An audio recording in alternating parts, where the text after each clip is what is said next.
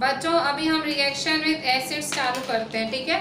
So reaction with acids में हमारा वही मेटल्स और नॉन मेटल्स एसिड के साथ कैसे रिएक्ट करते हैं, रिएक्शन विद एसिड्स।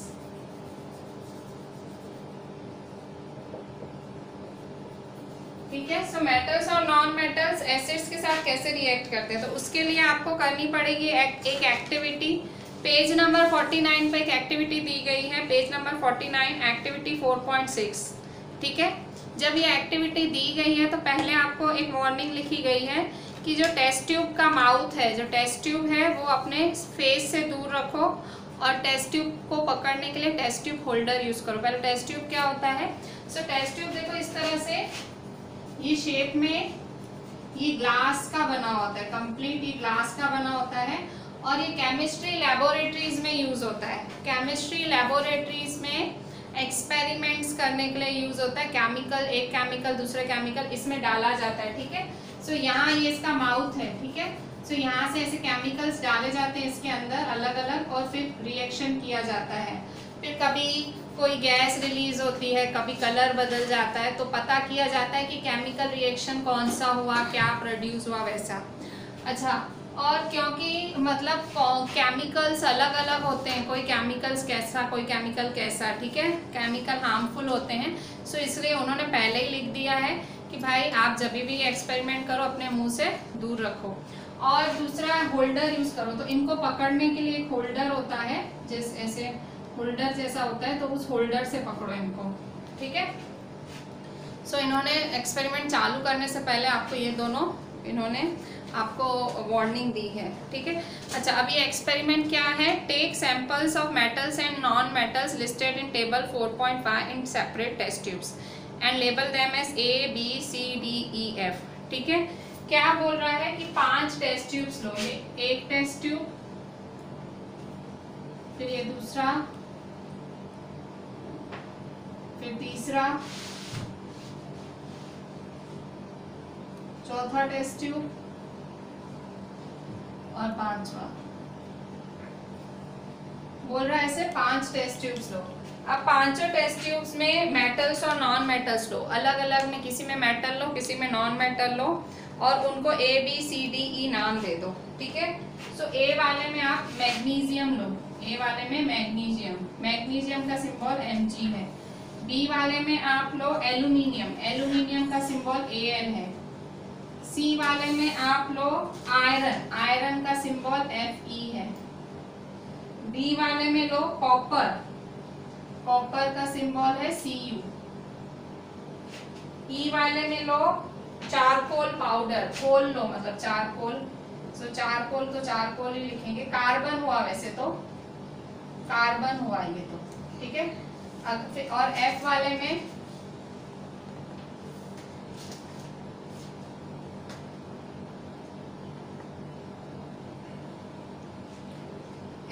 में सल्फर लो, सल्फर, सल्फर जिसका सिंबल हुआ S। ठीक है। सो ऐसे 5 टेस्ट ट्यूब लो, test tube A, test tube B, test tube C D E F। ठीक है। सो ऐसे आप 5 टेस्ट ट्यूब लो। सो 5 टेस्ट ट्यूब में आपने ऐसे 5 टेस्ट ट्यूब्स लिए। अब आप क्या करो, एक ड्रॉपर लो, ड्रॉपर आपने कभी ऐसे अपने घर में छोटे बच्चे देखे होंगे, तो छोटे बच्चों को ऐसे दवाई कैसे पिलाते हैं, एकदम इतने छोटे होते हैं, उनका मुंह इतना छोटा होता है, तो ऐसे ऐसे एक रबर जैसा होता है, उससे ऐसे इसको पिचक पिचक करके उनके मुंह में ऐसे दवाई डाली जाती है, ऐसा होता है ड्रॉपर। ऐसे ये इस तरह से होता है और यहाँ ऊपर ऐसे रबर होता है। ठीक है। सो ऐसे पिचकते हैं, ऐसे धीरे धीरे यहाँ से ऐसे दवाई निकलती है। सो इसी ड्रॉपर की मदद से क्या बोल रहा है, with the help of a dropper add 5 ml of dilute hydrochloric acid to each test tube 1 by 1। ठीक है। सो कह रहा है इन सब में ये, इसमें Mg डाला आपने, इसमें Al डाला, इसमें Fe डाला, इसमें Cu है, इसमें कार्बन है, इसमें सल्फर है। ठीक है। अब कह रहा है इन सब में 5-5 बूंदे एसिड की डालो, 1 2 3 4 5, इसके अंदर डाल दो 1 2 3 4 5, इसमें भी धीरे धीरे 1 2 3 4 5 डालो, 1 2 3 4 5, 1 2 3 4 5, ये सब क्या डाल रहा हो, HCl, सब में hydrochloric acid, hydrochloric acid HCl होता है, ठीक है, एसिड है, ये बहुत तेज होता है, लोग जल भी जाते हैं, हाइड्रोक्लोरिक एसिड बहुत ज्यादा तेज होता है, एसिड्स है, ठीक है। सो इसमें भी HCl डालो, ये भी HCl, ये मैंने चारकोल मतलब कार्बन होता है, ये C मैंने इसका सिंबल लिखा है, ठीक है, आप इसको मिक्स मत करना, या तो मैं ये C हटा देती हूँ, आप कंफ्यूज हो रहे हो तो, प्लस HCl, ठीक है। सो मैं एक्टिविटी में जैसे बोल रहा है मैं वैसा आपको बताए जा रही हूँ, ठीक है। With the help of dropper add 5 ml of 5 ml of dilute hydro to each, 5 ml डालना है, ठीक है, 5 ड्रॉप्स नहीं 5 ml, तो 5 ml डालना है हाइड्रोक्लोरिक एसिड का to each test tube 1 by 1। Observe the reactions carefully, if no reaction occurs in the cold solution warm the test tube gently. कह रहा है जब आपने ये ऐसा रिएक्शन किया तो देखो कुछ रिएक्शन हुआ, अगर कोई रिएक्शन नहीं हुआ तो आप टेस्ट ट्यूब को हल्का सा गर्म कर दो। Burning bring a burning matchstick near the mouth of each test tube. अब क्या करो, एक जलती हुई तीली टेस्ट ट्यूब के ऊपर रखो, एक तीली जलती हुई, ठीक है। सो कह रहा है अगर ठंडे में कुछ रिएक्शन ना हो तो इनको गर्म कर दो, कर दिया।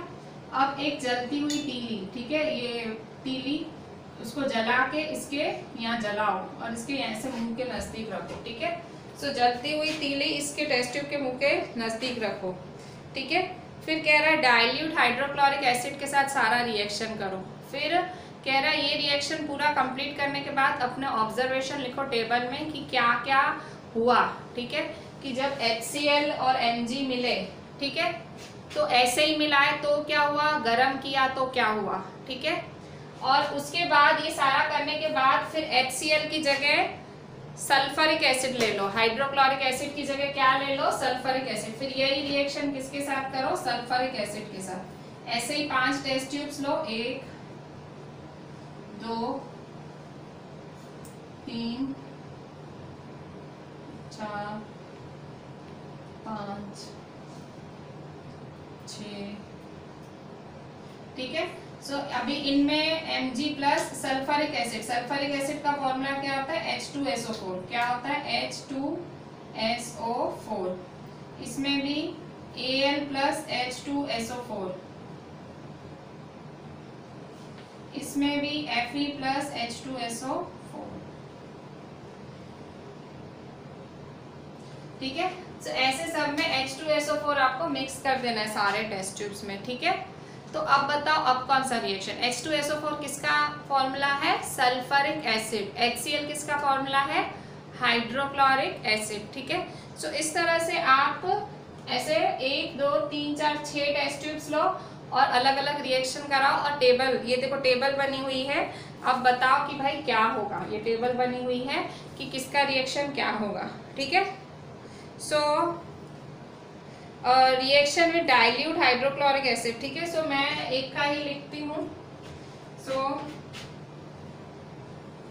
भाई कैसे रिएक्ट करेंगे अब हमें पता लगेगा, ठीक है। सो ये है हमारा table,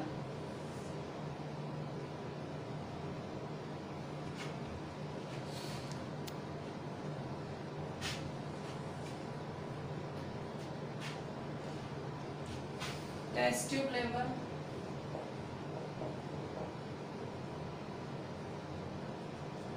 metal non metal, reaction with dilute hydrochloric acid,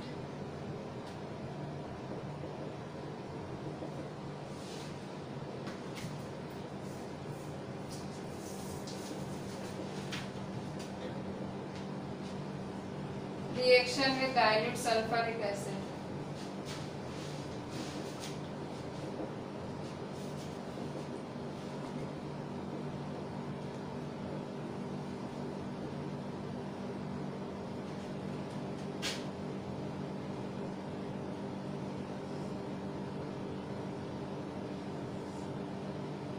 room temperature,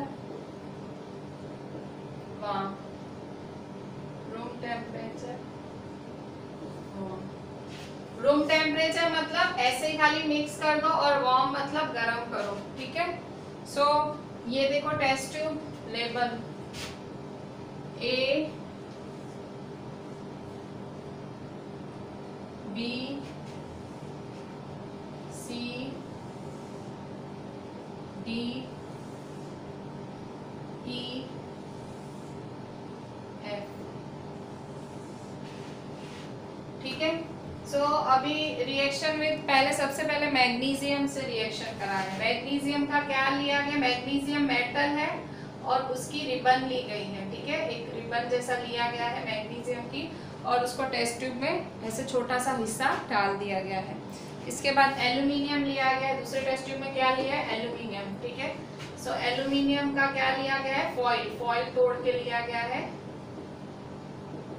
तीसरे टेस्ट ट्यूब में आयन ली है, आयन के टुकड़े टुकड़े डाले हैं, आयन के फिलिंग्स। चौथे में कॉपर ली है, कॉपर की वायर ली है छिली हुई, अंदर से कॉपर वायर। चारकोल का पाउडर, ठीक है, उसका पाउडर लिया है कोल का, और सल्फर का भी पाउडर लिया है। मतलब ये दोनों क्या है, नॉन मेटल्स हैं, ये दोनों नॉन मेटल्स हैं, और ये जो ऊपर वाले हैं वो हैं मेटल्स, ठीक है। सो ऊपर वाले मेटल्स हैं, नीचे ये दो नॉन मेटल्स हैं। अब पता लगेगा मेटल और नॉन मेटल के साथ कैसे रिएक्शन होता है, ठीक है। ऊपर 4 वाले मेटल्स हैं। सो कैसे क्या होगा, अब देखो, जब आप देखो यहाँ मैग्नीशियम है, मैग्नीशियम में क्या डाल रहे हो, हाइड्रोक्लोरिक एसिड। तो देखो अगर आप मैग्नीशियम में हाइड्रोक्लोरिक एसिड डालोगे तो क्या होगा, Mg किसके साथ रिएक्ट करेगा, Cl के साथ, तो क्या बनाएगा, MgCl2, और कौन सी गैस रिलीज करेगा, हाइड्रोजन गैस। क्या बना, हाइड्रोजन गैस रिलीज हुई और सॉल्ट बना, इसे सॉल्ट बोलते हैं, और ये हाइड्रोजन गैस है, ठीक है। मतलब जब ये मैग्नीशियम इस हाइड्रोक्लोरिक एसिड के साथ रिएक्ट करेगा तो रिएक्शन होगा, क्या रिएक्शन होगा, तो रिएक्शन होके सॉल्ट बन जाएगा और हाइड्रोजन गैस टेस्ट ट्यूब में से रिलीज होगी, ठीक है। सो हम क्या लिखेंगे, they react to give hydrogen, ठीक है। रिएक्शन होगा और क्या देगा, हाइड्रोजन गैस।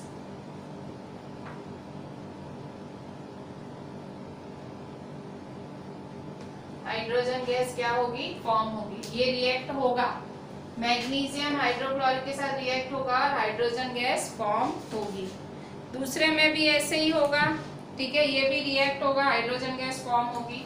एल्यूमिनियम में भी ऐसे होगा, रिएक्शन होगा और हाइड्रोजन गैस फॉर्म होगी।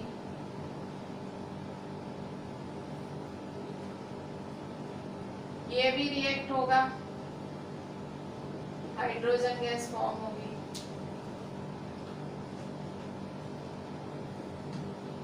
ठीक है, फिर ये भी रिएक्ट होगा।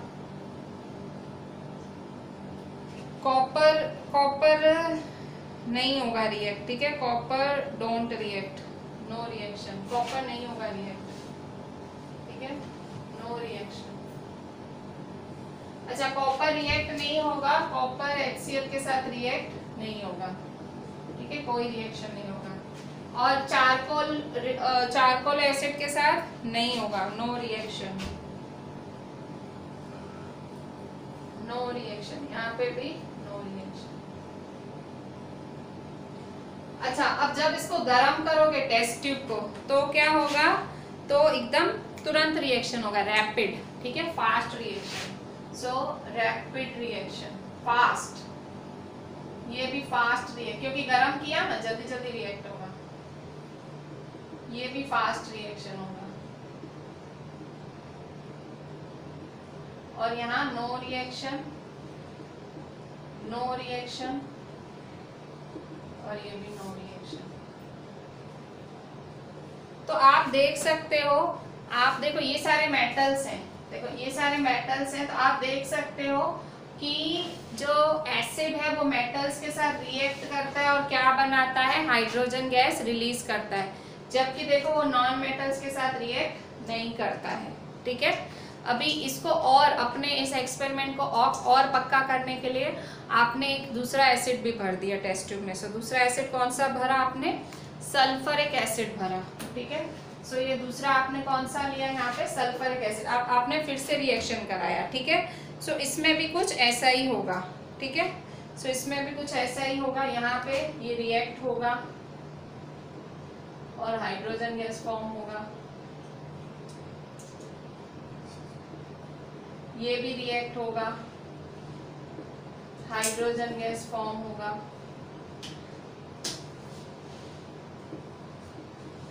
ये भी रिएक्ट होगा, हाइड्रोजन गैस फॉर्म होगा,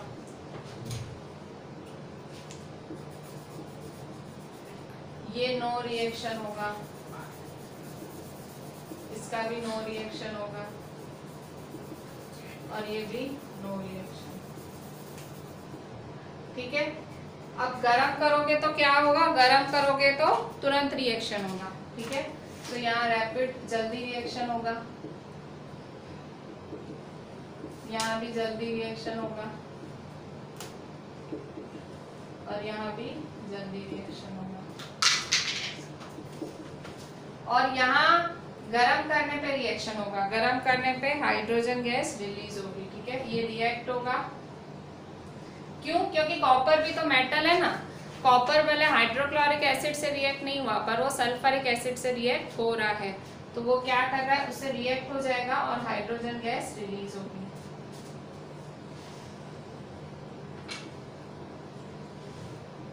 और यहाँ पे नो रिएक्शन,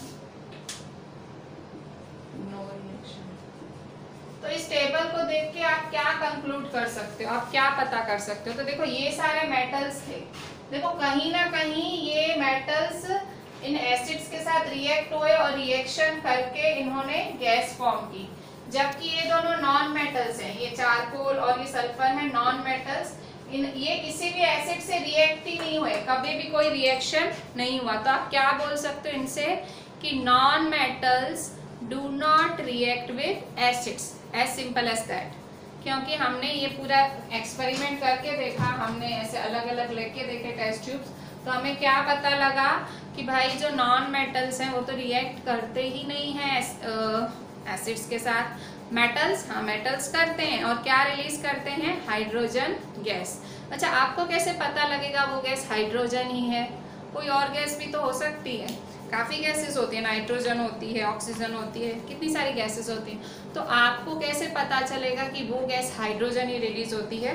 तो आपने उसके ऊपर माचिस की तीली नहीं रखी थी, ये जलती हुई, सो आपने वही पता करने के लिए रखी थी, ठीक है। अगर वो हाइड्रोजन गैस होगी ना, तो आप जो माचिस की तीली ऊपर जला रहे हो ना, तो गैस जो रिलीज होगी ना, तो ऐसी पॉप साउंड आएगी, पॉप साउंड, ऐसी पॉप साउंड आएगी। सो पॉप साउंड का मतलब कि वो गैस जो रिलीज हुई है वो हाइड्रोजन गैस है, ठीक है। देखो हर कारण है, मतलब रिएक्शन करने के पीछे एक एक चीज़ के पीछे कारण है। मतलब पहले तो आपने रिएक्ट करा, वो सिंपल भाई, फिर आपने हीट किया, आपने भाई रिएक्शन फास्ट किया, वो भी ठीक बराबर, पर आपने फिर माचिस की तीली ऊपर क्यों रखी? देखो एक्टिविटी में लिखा है ना कि माचिस की तीली भी जला ऊपर, क्यों? क्योंकि जो गैस रिलीज हो रही है वो पता करना है कि हाइड्रोजन है कि नहीं। तो कैसे पता लगेगा? जब पॉप साउंड आएगी तो पता लगेगा वो हाइड्रोजन गैस है, ठीक है। अब हाथ डाल के तो देखेंगे नहीं, और हाइड्रोजन अपने ऊपर नाम लिख के तो रिलीज नहीं होगी, भाई मैं तो हाइड्रोजन गैस हूँ, देखो देखो। हमको अच्छा कहोगे मैम आपको कैसे पता पॉप साउंड है तो ही हाइड्रोजन है? तो बेटा मतलब आपको ये रिएक्शंस में अभी ये सारा आपको ये निशानियां याद करती जानी है, ठीक है भाई। Hydrogen gas releases with the pop sound, ठीक है। सो अभी नॉन मेटल्स के लिए तो क्लियर हो गया कि वो मेटल से एसिड से रिएक्ट ही नहीं करते हैं, ठीक है। सो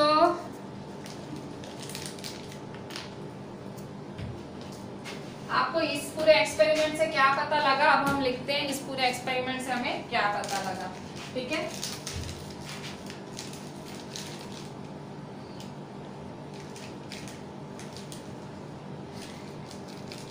So non-metals do not react with acids. Non-metals do not react with acids generally, मतलब जनरली मोस्टली आप बोल सकते हो कि नॉन मेटल्स एसिड से रिएक्ट नहीं करते हैं, ठीक है। But metals react with acids and produce hydrogen gas that Burns with a pop sound, ठीक है। पर मेटल्स हैं, मेटल्स रिएक्ट करते हैं, ठीक है। Metals reacts with acids, metals reacts with acids and produce hydrogen gas and produce hydrogen gas, और hydrogen gas produce करते हैं and produce that Burns with a pop sound, that Burns with a pop sound, ठीक है। Pop sound के साथ burn करते हैं। और कॉपर है, अब कॉपर एक मेटल है पर वो हाइड्रोक्लोरिक एसिड के साथ रिएक्ट नहीं होता है, पर सल्फ्यूरिक एसिड के साथ रिएक्ट होता है। तो देखो एसिड से रिएक्ट तो हुआ, भले HCl से नहीं हुआ, पर सल्फ्यूरिक एसिड से हुआ, ठीक है। एसिड्स बहुत सारे होते हैं, ठीक है। सो कॉपर, ये सारे कंक्लूजन्स हैं, ठीक है भाई। एसिड्स के साथ क्या होता है, सो एसिड्स के साथ ये हमने एक्सपेरिमेंट की एक्टिविटी की, फिर हमने ये पता किया। सो क्या कंक्लूजन है, copper does not react with dilute. अच्छा, डाइल्यूट का मतलब पानी मिलाया हुआ, ठीक है, मतलब थोड़ा सा कहते हैं ना वाटरी, एसिड में पानी मिलाया हुआ। सो डाइल्यूट हाइड्रोक्लोरिक एसिड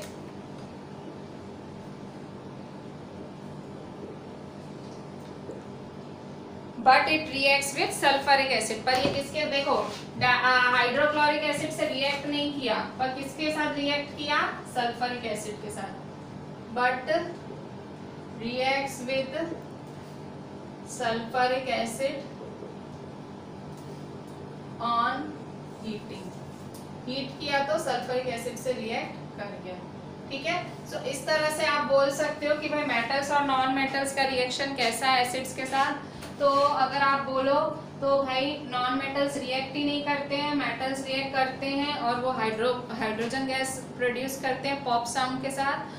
और कॉपर भले मेटल है पर वो हाइड्रोक्लोरिक एसिड के साथ रिएक्ट नहीं करता है, वो सल्फ्यूरिक एसिड के साथ रिएक्ट करता है। इन शॉर्ट मतलब वो भी रिएक्ट तो करता ही है एसिड के साथ। So this was your topic of reaction with acids, ठीक है। सो अब हम आगे देखेंगे रिएक्शन विद बेस।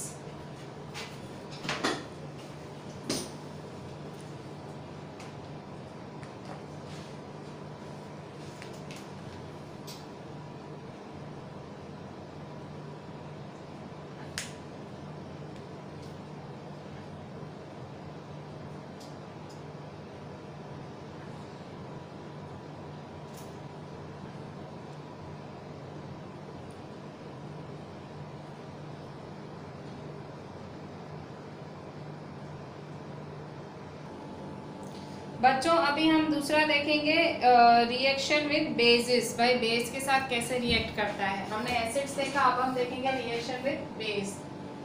आपने एसिड और बेस के बीच में डिफरेंस बिटवीन पढ़ा होगा आगे कभी। भाई एसिड्स की प्रॉपर्टीज अलग होती है, बेस की प्रॉपर्टीज अलग होती हैं। सो आप मतलब एसिड्स होते हैं भाई वो खट्टे होते हैं, सोर इन टेस्ट होते हैं। बेस की अलग प्रॉपर्टी होती है। सो इवन बेस जो होते हैं, बेस वो पैसिफायर का काम करते हैं, मतलब जैसे इनो वगैरह है, ठीक है, कुकिंग सोडा है, वो सब बेस में गिनते हैं, ठीक है। तो देखो तो भाई बेस, अच्छा और एसिड जो नाम लेते हो तो एसिड्स के नाम कैसे होते हैं। सो एसिड्स के नाम होते हैं हाइड्रोक्लोरिक एसिड, सल्फ्यूरिक एसिड, ठीक है। और मतलब सिंबल कैसे होते हैं HCl, H2SO4, नाम के पीछे एसिड आता है, ठीक है। और बेसिस क्या होते हैं, बेसिस होते हैं जैसे मैग्नीशियम हाइड्रोक्साइड,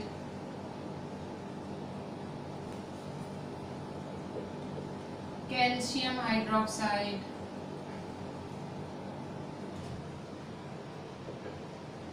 ठीक है।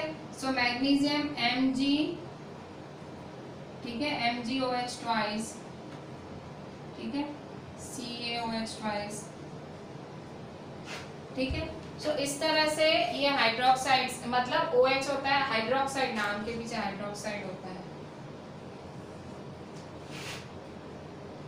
तो इस तरह से आप क्या कर सकते हो, ऐसे आप नाम बना सकते हो, ठीक है। सो एसिड्स नाम पीछे एसिड लगता है और बेस के नाम के पीछे हाइड्रोक्साइड लगता है, ठीक है। मैं अभी खाली आप एसिड बेस क्या है मैं वो बता रही थी। अब हम रिएक्शन देखते हैं कि मेटल्स के साथ कैसे रिएक्ट करते हैं, ठीक है। सो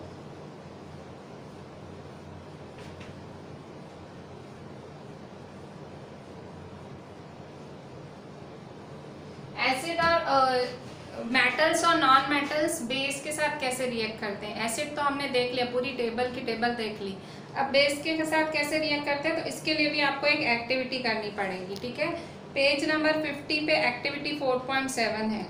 तो इसमें पहले आपको एक बेस बनाना पड़ेगा। कौन सा बेस बनाना पड़ेगा, सोडियम हाइड्रोक्साइड, ठीक है। कौन सा बेस बनाना पड़ेगा, सोडियम हाइड्रोक्साइड, आपको खुद बनाना है, ठीक है। इसका फॉर्मूला क्या होता है, सोडियम मतलब Na और हाइड्रोक्साइड मतलब OH, NaOH इसका नाम है।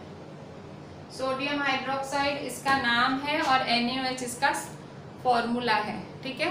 सो आपको पहले तो सोडियम हाइड्रोक्साइड बनाना पड़ेगा। तो कैसे बनाओगे, सो सोडियम हाइड्रोक्साइड बनाने टाइम आपको सोडियम हाइड्रोक्साइड की से छोटे छोटे पैलेट्स या छोटी छोटी सी गोलियां लेनी है और उसको आपको प्लास्टिक स्पैटुला मतलब एक छोटे से प्लास्टिक के स्पून या प्लास्टिक के चम्मच से लेना है, ठीक है भाई, क्योंकि हाथ वाथ ना जले या कुछ ऐसा होगा। Prepare a fresh solution of sodium hydroxide in a test tube. अब आप क्या करोगे, ऐसे टेस्ट ट्यूब लो, इसमें 3-4 गोलियां आप सोडियम हाइड्रोक्साइड की डालो, सोडियम हाइड्रोक्साइड पैलेट्स डालो, 1 2 3 4, ठीक है। सो ऐसी 3 से 4 गोलियां सोडियम हाइड्रोक्साइड पैलेट्स के डालो,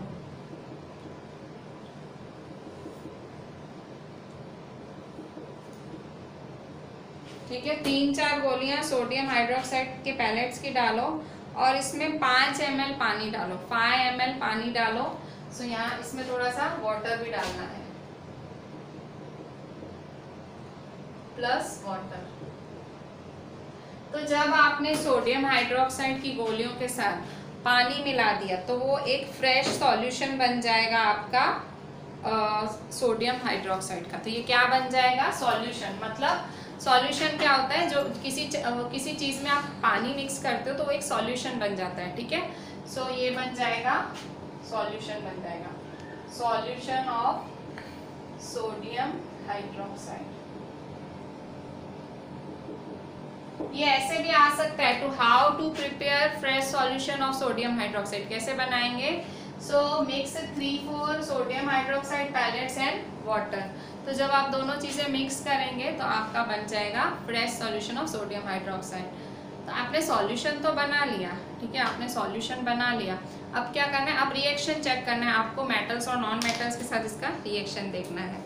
सो आप कैसे देखोगे मेटल्स और नॉन मेटल्स के साथ रिएक्शन, सो आप फिर से अब क्या करोगे, अब इसके अंदर आप एक एल्यूमिनियम फॉइल डालो, ठीक है।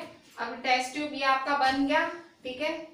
तो ये टेस्ट ट्यूब में क्या है, अब सोडियम हाइड्रोक्साइड सॉल्यूशन है। ये टेस्ट ट्यूब में क्या है, सोडियम हाइड्रोक्साइड सॉल्यूशन है, ठीक है। सो ये सोडियम हाइड्रोक्साइड सॉल्यूशन है।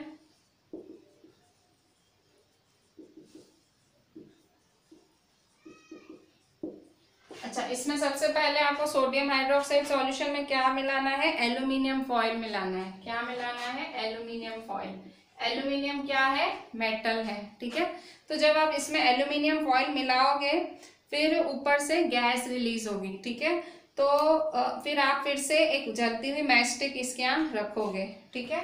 यहाँ से समझो गैस रिलीज हुई, ठीक है। अब आपको चेक करनी है कौन सी गैस है, फिर से आप यहाँ पे जलती हुई तीली रखोगे, मैच स्टिक रखोगे, तो कौन सी आवाज आएगी? पॉप साउंड, टक आवाज आएगी। इसका मतलब है कौन सी गैस रिलीज हुई? Hydrogen gas. तो इसमें भी, मेटल्स में भी ऐसे ही है कि metals reacts with base. Aluminium क्या है? एल्यूमिनियम क्या है? बेस है। So metals react with base to produce hydrogen gas.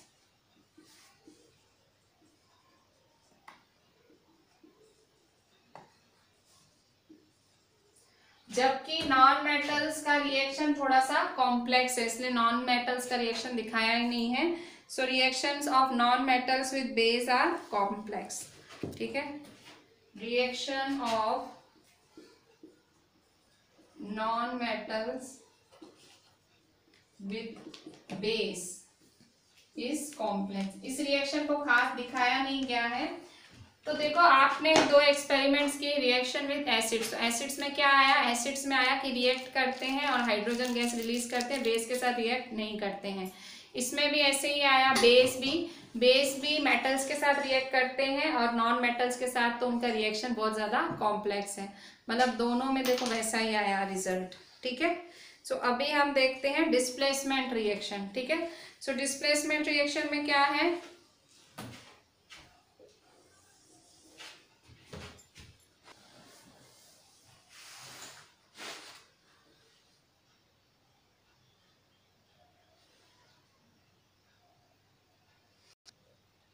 बच्चों अभी देखो, हम चैप्टर का नाम है मेटल्स नॉन मेटल्स के बारे में पढ़ रहे हैं। तो एक रिएक्शन है जिसका नाम है डिस्प्लेसमेंट रिएक्शंस, तो अभी हम वो भी पढ़ लेते हैं। और ये इस चैप्टर का लास्ट टॉपिक होगा आपके लिए। ठीक है, क्योंकि मैंने यूजेस पहले ही कवर कर लिए हैं।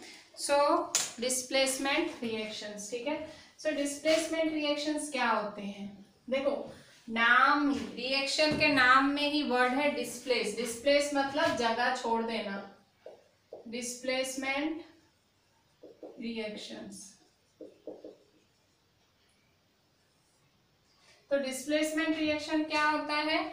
वो रिएक्शन जिसमें भाई एक कंपाउंड और एक मेटल रिएक्ट करता है, और रिएक्ट करने के बाद जो मेटल है वो कंपाउंड में एक एलिमेंट की जगह ले लेता है। ठीक है, आपको शायद सुनने में थोड़ा सा कॉम्प्लेक्स लगा होगा, पर हम समझते हैं। ठीक है, सो देखो यहाँ पे डिस्प्लेसमेंट रिएक्शन के लिए जैसे सपोज मैं आपको एक रिएक्शन दिखाती हूँ कि सपोज कॉपर सल्फेट का फॉर्मूला क्या होता है? CuSO4। Suppose copper sulphate reacts with iron,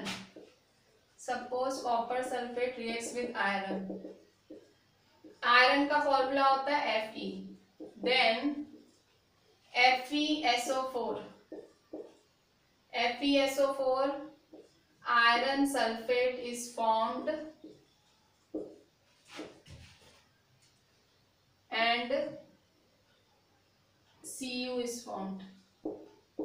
कैसे हुआ रिएक्शन? तो ध्यान से देखो क्या बोल रहा है, किसके साथ रिएक्ट हुआ? देखो, इसको अब लिखते हैं इस रिएक्शन को। देखो, कॉपर सल्फेट किसके साथ रिएक्शन हुआ? आयरन के साथ रिएक्शन हुआ। क्या बना? तो ये आयरन ने किसकी जगह ले ली? कॉपर की। आयरन की जगह क्या आ गया? कॉपर। डिस्प्लेस करना मतलब सामने वाले की जगह ले लेना। सो ये आयरन ने किसकी जगह ले ली? कॉपर की। सो आयरन सल्फेट बना। रिएक्स, ये रिएक्स का साइन है रिएक्शन का। सो क्या बना? आयरन सल्फेट बना प्लस आयरन सल्फेट और कॉपर क्या हुआ? रिलीज हुआ। सो ये कॉपर हुआ। ठीक है, सो कॉपर। ठीक है, सो ये देखो, इसको अगर रिएक्शन में लिखना है कैसे लिखोगे? सो ये है CuSO4 प्लस Fe।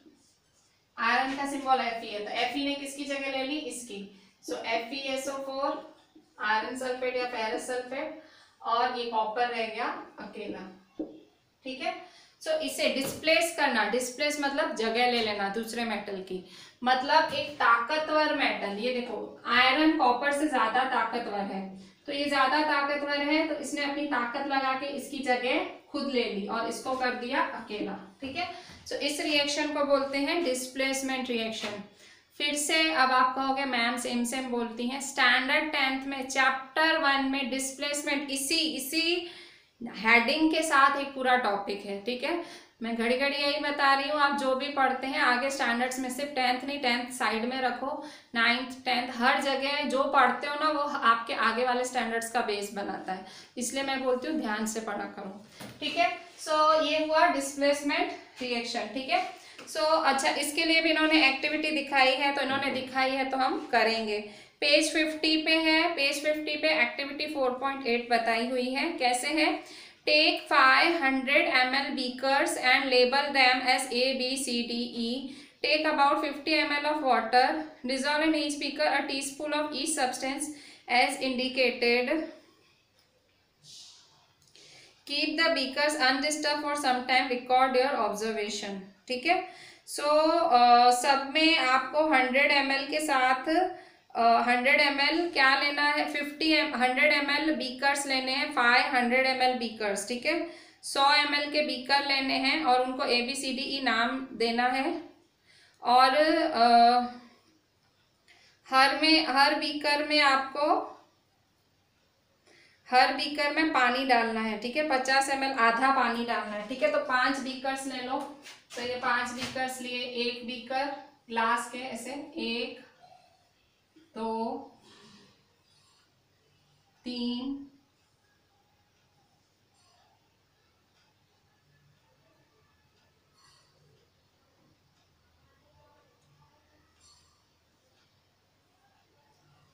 4 5 ऐसे 5 बीकर लेंगे और पांचों में आधा आधा पानी भर देंगे, ठीक है। सो यहाँ आधा पानी भरेंगे, यहाँ आधा पानी भरेंगे, इसमें आधा पानी, इसमें आधा पानी भरेंगे और इसमें भी आधा पानी भरेंगे, ठीक है। सो ये 5 बीकर्स में आधा पानी भर दिया। अब क्या बोल रहा है, रिकॉर्ड योर ऑब्जर्वेशंस। तो आपको क्या करना है, पहले में देखो अलग अलग इसमें, फिर आपको take about 50 ml of water in each beaker, dissolve in each beaker a teaspoon full of each substance as indicated in figure 4.6a, ठीक है। सो हर किसी में पांचों में अलग अलग सब्सटेंस डालने हैं। Keep the beakers undisturb and record your observation. So पहले बीकर में आपको क्या डालना है, पहले बीकर में आपको कॉपर सल्फेट डालना है, copper sulphate, zinc sulphate, iron sulphate, zinc sulphate. So देखो पहले बीकर में आपको क्या डालना है, इस बीकर में आपको डालना है, पानी डाला, अब क्या डालना है, कॉपर सल्फेट डालना है। क्या डालना है, कॉपर सल्फेट। कॉपर सल्फेट का कलर क्या होता है, ब्लू होता है। तो देखो यहाँ पे ए और बी में आपको कॉपर सल्फेट डालना है, देखो ए और बी में कॉपर सल्फेट डालना है। फिगर ए देखो तो देखो दोनों ब्लू हैं। पहले 2 बीकर्स में क्या डालना है, कॉपर सल्फेट डालो, ठीक है। इसमें भी कॉपर सल्फेट डालना है, कलर क्या होता है, ब्लू। फिर तीसरे बीकर और 5वें बीकर में जिंक सल्फेट डालना है। वो जिंक सल्फेट होता है कलरलेस, बिना कलर का होता है। सो जिंक सल्फेट, इसमें भी जिंक सल्फेट। ये इसको ए नाम देंगे, इसको बी, इसको सी, इसको डी, इसको ई, ठीक है। और इसमें कौन सा डालेंगे, इसमें डालेंगे आयरन सल्फेट, ठीक है। सो इसमें डालेंगे आयरन सल्फेट, ठीक है। अच्छा, अब इसमें क्या प्लस करना है, अब देखो अलग अलग चीजें मिक्स करो। पहले वाले में आपको जिंक ग्रैन्यूल्स डालने हैं। जिंक ग्रैन्यूल्स मतलब जिंक के छोटे छोटे टुकड़े। पहले वाले में आपको क्या डालना है, जिंक ग्रैन्यूल्स। पहले वाले बीकर में क्या डालेंगे, जिंक ग्रैन्यूल्स। दूसरे वाले में आयरन के टुकड़े डालेंगे। आयरन नेल मतलब आयरन की कील। इसमें जिंक के टुकड़े डालने हैं, इसमें आयरन की कील डालनी है, ठीक है। आयरन की ऐसी किल्ली डालनी है। सो आयरन मतलब Fe। तीसरे में आपको कॉपर टर्निंग्स, कॉपर के टुकड़े डालने हैं। सो कॉपर का फॉर्मूला होता है Cu, ठीक है, कॉपर के टुकड़े डालने हैं आपको। चौथे में भी कॉपर के टर्निंग्स, कॉपर के छोटे छोटे टुकड़े डालने हैं। और आयरन नेल, पांचवें में भी आपको आयरन की कील डालनी है, ठीक है, लोखंड की कील। सो ऐसे आपको कॉपर सल्फेट मतलब सॉल्यूशन, कॉपर सल्फेट, इस सॉल्यूशन में जिंक मिक्स करना है, जिंक मेटल है। इस सॉल्यूशन में आयरन मिक्स करना है, वो भी मेटल है, कॉपर मेटल है, ठीक है। ये सारे मेटल आप सॉल्यूशन के साथ मिक्स कर रहे हो। अब क्या होगा जब आप मिक्स करोगे तो क्या होगा, ठीक है। सो आप देखोगे कि जो एक मेटल है वो दूसरे मेटल को रिप्लेस कर देगा, ठीक है। सो ये जो ब्लू कलर था, ये कौन से कलर का सॉल्यूशन था, पहले ये कॉपर सल्फेट ब्लू था, पर क्योंकि आपने जिंक डाल दिया ना तो वो क्या हो जाएगा, वो ब्लू कलर क्या हो जाएगा, एकदम कलर बदल देगा, ठीक है। सो उसका कलर अलग ही हो जाएगा, ठीक है। सो ब्लू कलर उसका चला जाएगा और उसका कलर बदल जाएगा, ठीक है। सो पेज नंबर 51 पे लिखा हुआ है क्या क्या ऑब्जर्वेशन होंगी, ठीक है। So what changes do you observe in various beakers, you have read that one metal displaces another metal from its compound in aqueous solution. Aqueous solution मतलब पानी वाले सॉल्यूशन में एक मेटल दूसरे मेटल की जगह ले लेता है। सो बीकर ए में जिंक किसकी जगह ले लेगा, कॉपर की। ये देखो ये जिंक है, जिंक किसकी जगह ले लेगा, कॉपर की जगह ले लेगा। फिर इसीलिए कॉपर सल्फेट का जो कलर है वो उड़ जाएगा। And a powdery red mass of copper is deposited at the bottom of beaker. और कॉपर का जो रेड कलर है, ठीक है, जो कॉपर का रेड कलर है वो नीचे दिखेगा बीकर के, ठीक है। The reaction can be represented as, ठीक है। सो यहाँ देखो कैसे रिएक्शन होगा, तो देखो यहाँ पे कॉपर सल्फेट, ये देखो फिर से वही रिएक्शन आपकी बुक में भी लिखी हुई है, ठीक है। सो यही रिएक्शन मैं फिर से नहीं लिखती हूँ, मैं यहाँ खाली लिख देती हूँ। कॉपर सल्फेट का कौन सा कलर होता है, ब्लू। सो ब्लू कलर, अच्छा यहाँ जिंक के साथ रिएक्ट कराया है पहला रिएक्शन, ठीक है, ये जिंक वाला एक के लिए। ये मैंने ये रिएक्शन किसके लिए लिखा है, कॉपर सल्फेट और आयरन, ये मैंने बीकर बी का रिएक्शन लिखा है, ठीक है, बीकर बी का, ठीक है। अच्छा अब बीकर ए के लिए कौन सा रिएक्शन है, बीकर ए क्या है, कॉपर सल्फेट, और ये क्या है, जिंक, ठीक है। सो कॉपर सल्फेट फॉर्मूला क्या है, CuSO4, किसके साथ कर रहा है रिएक्ट, जिंक, फॉर्मूला क्या है, Zn, ठीक है। क्या बनाएगा, जिंक सल्फेट, जिंक सल्फेट, तो फॉर्मूला क्या है, ZnSO4 प्लस क्या बनाएगा, कॉपर, फॉर्मूला क्या है, Cu, ठीक है। सो कॉपर सल्फेट का कलर क्या है, ब्लू, ठीक है। पर जब वो जिंक से रिएक्ट करेगा, जब वो जिंक से रिएक्ट करेगा तो सॉल्यूशन क्या हो जाएगा, कलरलेस हो जाएगा। ये सॉल्यूशन क्या हो जाएगा, ये पूरा बीकर का कलर क्या हो जाएगा, बदल जाएगा। क्यों, क्योंकि रिएक्शन हुआ ना। जैसे चाय, देखो मैं आपको चाय का एग्जांपल बताती हूँ। आपकी मम्मी चाय बनाती है, दूध डालती है, ठीक है, फिर दूध में चाय पत्ती चीनी डालती है, कुछ नहीं हो रहा होता, बस ऐसे मिक्स जैसा।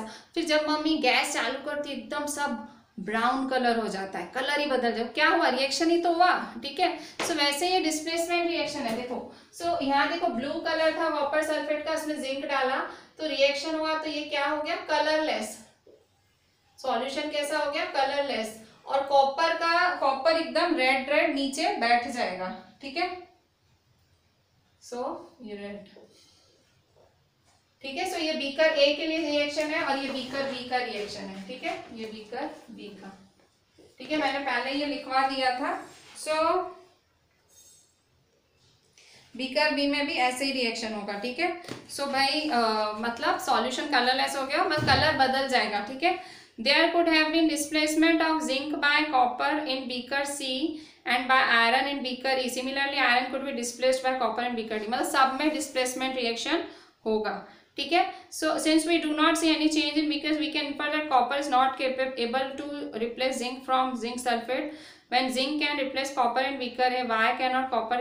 Remember, science is not definite rules, and the rule here is zinc is more reactive than copper and iron. A more reactive metal can replace, but a less one cannot replace a more reactive. Why there are no displacement reaction in beaker D and E also. ठीक है, देखो अब देखो इसका colour बदल गया, देखो ये A और B का कलर बदल गया, A का कलर बदला, B का कलर बदला, ठीक है। पर जब आपने इसका रिएक्शन कराया, जब आपने ZnCSO, जब आपने ये बीकर C में रिएक्शन कराया, बीकर C में रिएक्शन कराया, फिर से आपने ZnSO4, ठीक है, प्लस Cu, जब आपने इसका रिएक्शन कराया तो कोई रिएक्शन ही नहीं हुआ, नो रिएक्शन। क्यों कोई रिएक्शन नहीं हुआ? क्योंकि इसके लिए ये, अगर आपको डिस्प्लेसमेंट कराना है तो ये मेटल ज्यादा ताकतवर होना चाहिए। क्या होना चाहिए? ज्यादा रिएक्टिव होना चाहिए। पर ये क्या है? ये कम रिएक्टिव है, तो ये इसकी जगह ले ही नहीं पाएगा। अगर आप क्लास में रैंक लाना चाहते हो तो जो रैंकर है उससे आपको ज्यादा रिएक्टिव होना पड़ेगा। सो आप रिएक्टिव होगे तभी तो उसकी जगह लोगे, आप रिएक्टिव नहीं उसकी जगह कैसे लोगे? सो इसी तरह से अगर इसको रिएक्ट करना है इसके साथ तो इसको इसकी जगह लेनी पड़ेगी। पर जगह कब लेगा? जब ये पर ये रिएक्टिव ही नहीं है। So here no displacement reaction. क्यों? No displacement reaction takes place. कोई डिस्प्लेसमेंट रिएक्शन हो ही नहीं रहा है। बिकॉज रीजन क्या है?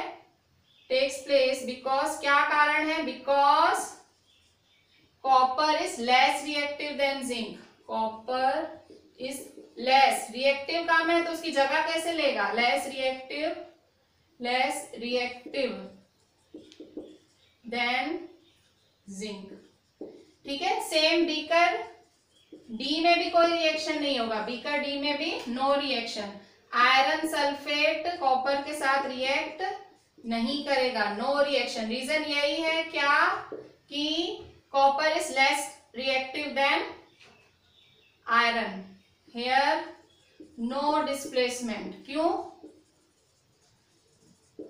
Copper is less reactive, copper कम है, लेस रिएक्टिव देन आयरन। ई में भी ऐसे ही होगा।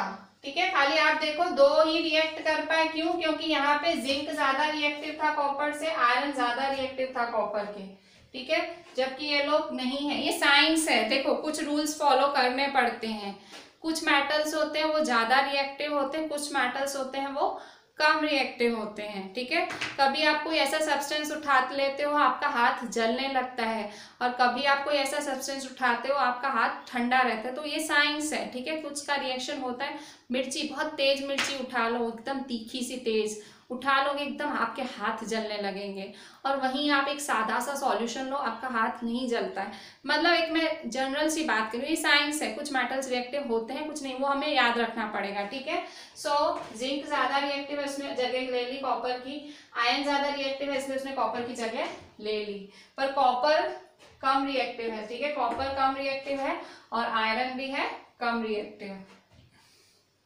आयरन किससे कम रिएक्टिव है? जिंक से। देखो यहाँ आयरन ने कॉपर की जगह आराम से ले ली, पर यहाँ आयरन जिंक की जगह नहीं ले पाया। ठीक है, so ZnSO4 plus Fe, no reaction. Here no displacement reaction,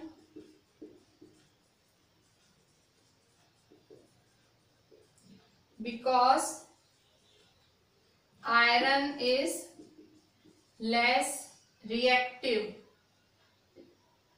Iron is less reactive than zinc. ठीक है, सो इस तरह से कुछ मेटल्स रिएक्टिव करते हैं और कुछ मेटल रिएक्शन नहीं करते हैं। ठीक है, तो इस तरह से ये डिस्प्लेसमेंट रिएक्शन है। ठीक है, सो अगर इसकी परफेक्ट डेफिनेशन है, यहाँ अगर आपकी बुक में नहीं दी हुई है, सो डिस्प्लेसमेंट रिएक्शन यहाँ सिर्फ आपको समझाने के लिए दिया गया है, इन्होंने कोई रिएक्शन नहीं दी है आपको। ठीक है, सो हम भी नहीं लिखते हैं, और मे बी एक्सरसाइज में आएगी तो हम लिख लेंगे। ठीक है, so with this we completed the explanation of this chapter. Chapter 4 explanation is completed.